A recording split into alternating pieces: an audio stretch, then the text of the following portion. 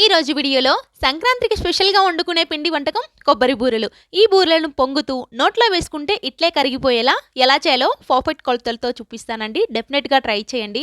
నేనిక్కడ ఒక లోటా వరకు రేషన్ బియ్యంని 3 సార్ల వరకు బాగా వాష్ చేసుకున్న తర్వాత 12 గంటల పాటు నానబెట్టుకున్నానండి.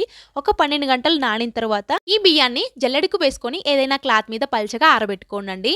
ఇలా ఆరిన తర్వాత మిక్సీ జార్‌లోకి వేసుకొని మెత్తని పిండిలాగా పట్టుకోవాలి. మీ దగ్గరలో మరగాని ఉంటే ఆడించుకోవచ్చండి పిండిని. ఆ తరువాత జల్లించుకొని ఈ విధంగా ప్రెస్ చేసుకొని ఏదైనా క్లాత్‌ని వేసుకోండి.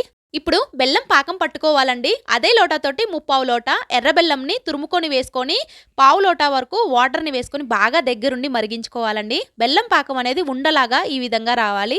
ఇప్పుడు ఈ పాకంలో నెయ్యి, యలాచీ పౌడర్, ఒక చిప్ప కొబ్బరిని మెత్తగా గ్రైండ్ చేసుకొని పాకంలో వేసుకోవాలండి. లేత కొబ్బరి కన్నా ముదురు కొబ్బరి అయితే బావుంటుందండి బూరెలకి. ఆ తరువాత మనం ముందుగా పట్టించిన ఈ బియ్యపిండి కూడా వేసుకొని బాగా కలుపుకోవాలి. ఒకేసారి కాకుండా కొద్ది కొద్దిగా వేసుకొని ఈ విధంగా ఉండలాగా వస్తే సరిపోయిద్దండి. పర్ఫెక్ట్ పాకం అయితే రెడీ అయింది. ఈ విధంగా పేపర్ పైన ఇలా నొక్కుకోవాలండి. మరి పెద్దగా ఉండవన్నమాట అరిసెల్లాగా. బూరెలు అనేవి ఈ షేప్‌లోనే ఉంటాయండి. ఒక పక్కన డీప్ ఫ్రైకి సరిపడా ఆయిల్ పెట్టుకొని ఆయిల్‌లో జాగ్రత్తగా వేసుకొని మంటను మీడియం ఫ్లేమ్‌లో పెట్టుకొని రెండు వైపులా కూడా చక్కగా వేగనివ్వాలండి. మరి మీరు కూడా ఈ సంక్రాంతికి తప్పకుండా ఈ కొబ్బరి బూరెలు చేయండి. చాలా బావుంటాయి. ఇంకా మీకు ఎలాంటి వీడియోస్ కావాలో కామెంట్ బాక్స్‌లో తెలియచేయండి.